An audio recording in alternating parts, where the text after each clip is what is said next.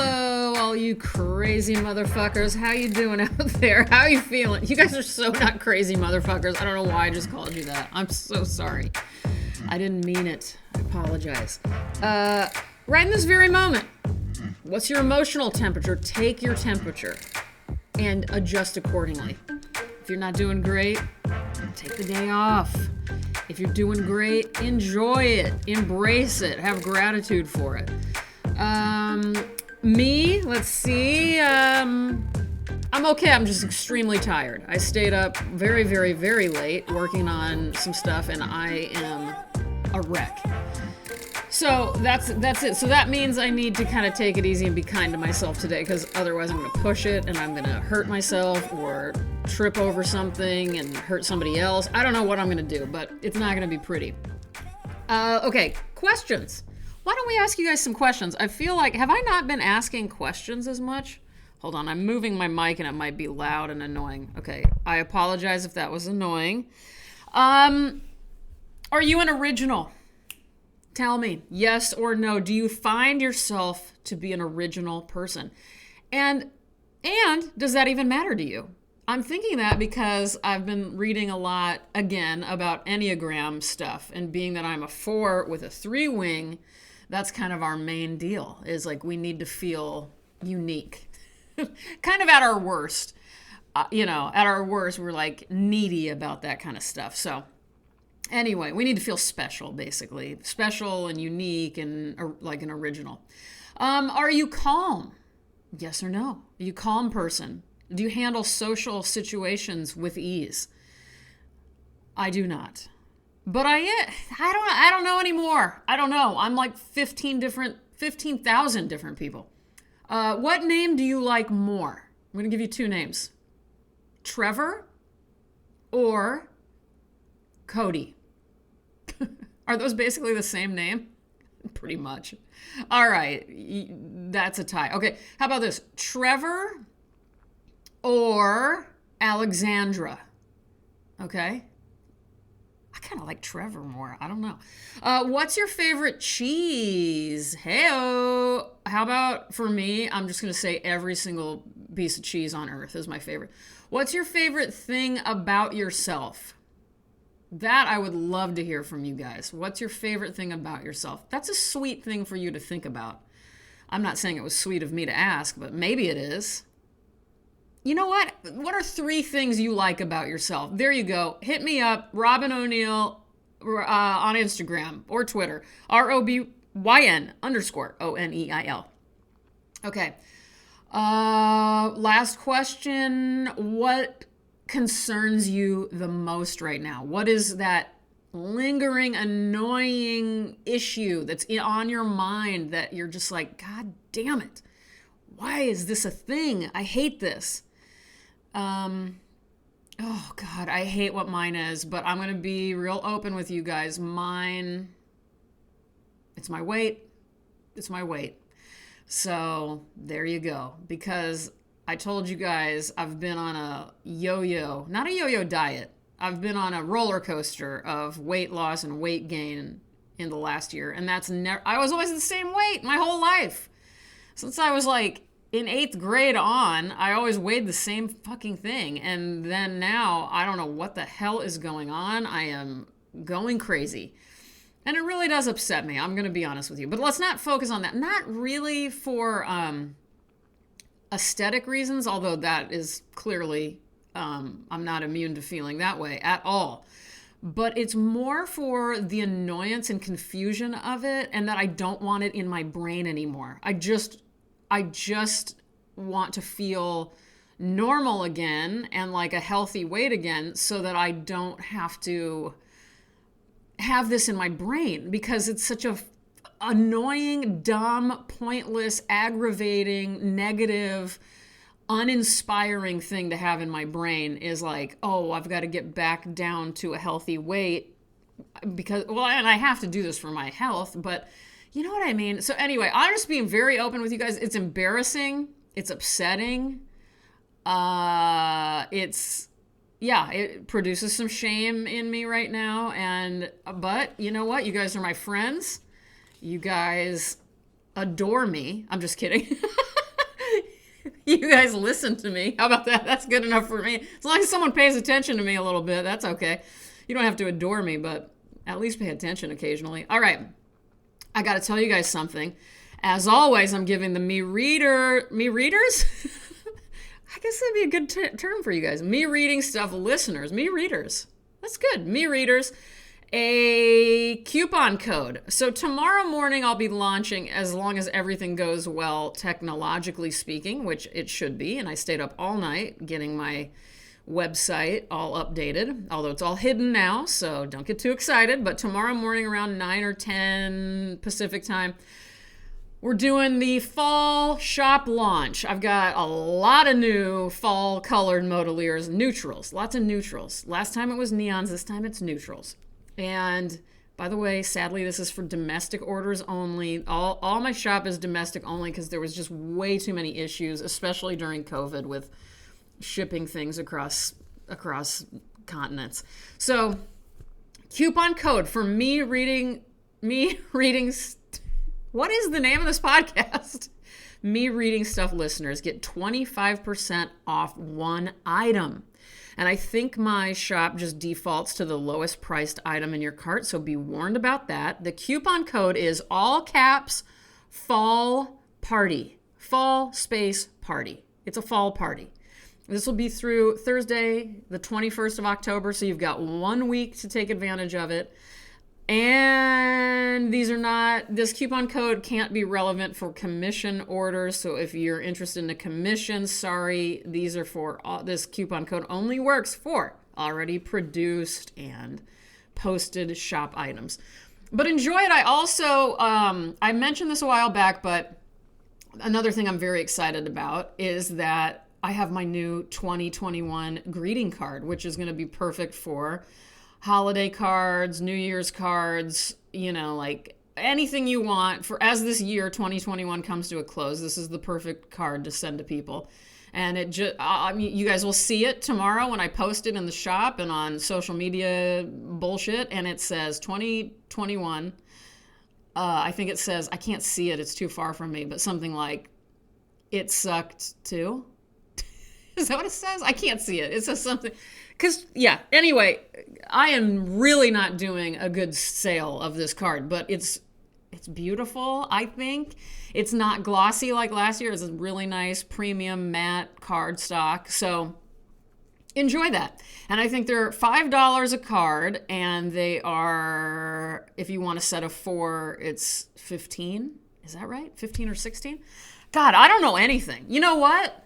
Beats me. Some shit's going down tomorrow. I don't know what it is. I don't know when it is. I don't know who runs the shop. I don't know anything about it, but enjoy it.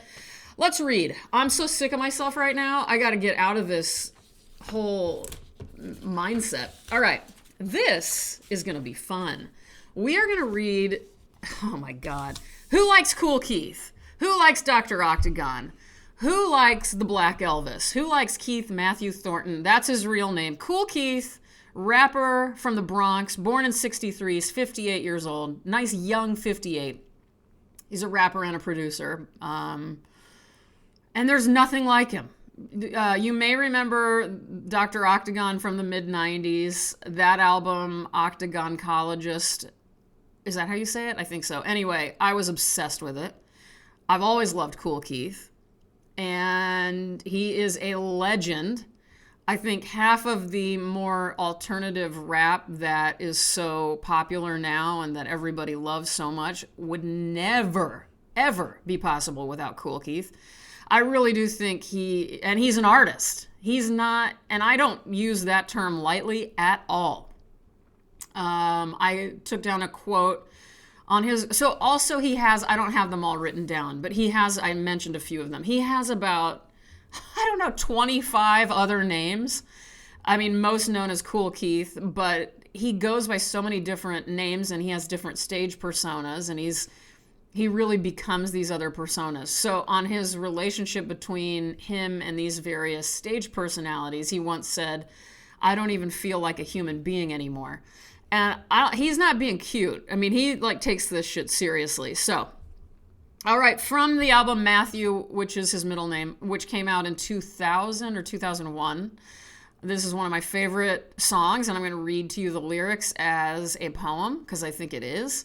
And it's called I Don't Believe You. And by the way, there's something about the way Kool Keith writes that reminds me of bizarre translations. And you guys, if you've been listening, you know I really love the art of translation.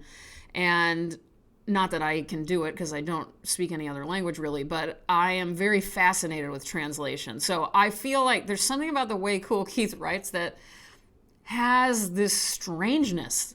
I don't know if this song is gonna really show that. But anyway, check it out. Check out Kool Keith's Matthew. Check out anything by Kool Keith or any of his other side projects. And here we go. I Don't Believe You by Kool Keith.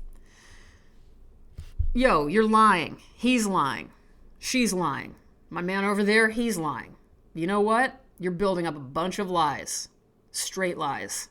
You got mad guns? I don't believe you. You got 11 cars? I don't believe you. You got the block scared? I don't believe you. Use a bugged thug? I don't believe you. You doing jail time? I don't believe you. You got the newest Benz? I don't believe you. You got the girls ready? I don't believe you. You moving big weight? I don't believe you. You cooking steel pots? I don't believe you. You going on Soul Train? I don't believe you. You cashing royalties?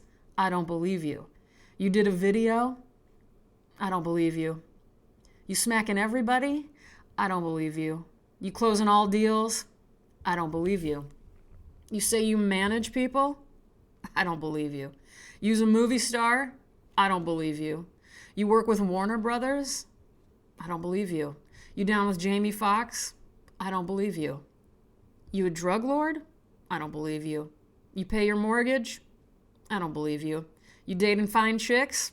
I don't believe you. You travel solo, kid? I don't believe you. You smacking anybody? I don't believe you. You got your own label?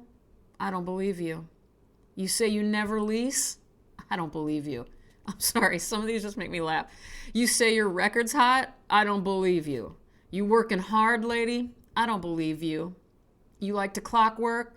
I don't believe you. You at your brother's house? I don't believe you. You tour with Babyface? I don't believe you. You mix on nigh boards? I don't believe you. You talk to Aaron Hall? I don't believe you. You play for the Charlotte Hornets? I don't believe you. You buying a Rolls Royce? I do not believe you. You got signing power? I don't believe you. You making hit records? I don't believe you. You say Shaq's your cousin? I don't believe you. You selling Knicks tickets? I don't believe you. You giving after parties? I don't believe you. You at the Super Bowl? I don't believe you. You bought a mansion? I don't believe you. You think you're hype rapping? I don't believe you. You say you are the man? I don't believe you. Your mother thinks she fly? I don't believe you. You say your pops is cool? I don't believe you. You got the kids a gift? I don't believe you. You moving out to Cali? I don't believe you. You say you're doing jacks? I don't believe you. You making millions, kid? I don't believe you. You say you're selling furniture? I don't believe you. You work construction? I don't believe you. You got your hair done? I don't believe you. You mess with Lauryn Hill? I don't believe you. You danced with James Brown? I don't believe you. You own a Dodge truck? I don't believe you. You work at 7-Eleven? Boom, Kool Keith. Okay.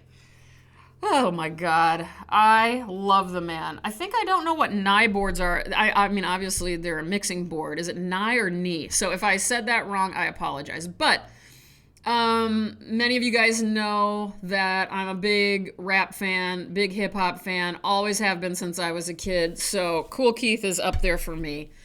I feel like, yeah, I just feel a connection to Keith Matthew Thornton. Always have. Check him out if you don't already know him. And if you do, I just gave you a fist bump. I wonder how many fist bumps I've given in my life. I guarantee it's not many. I'm going to give you an honest reaction, and then you hit me back up with how many fist bumps you think you've given in your life. I mean, because even during COVID, I didn't leave the house. I know everybody was fist bumping like maniacs out there during COVID.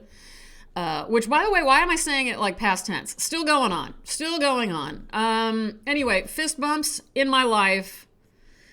I mean, I feel like they've all been sarcastic fist bumps, or like the weird waiter who gives you a fist bump when he talks about the movie The Crow and you recognize what he's talking about. He's like, yeah, that's happened to me before. That's why I'm mentioning it. Shout out to the Rooster in Costa Mesa, California.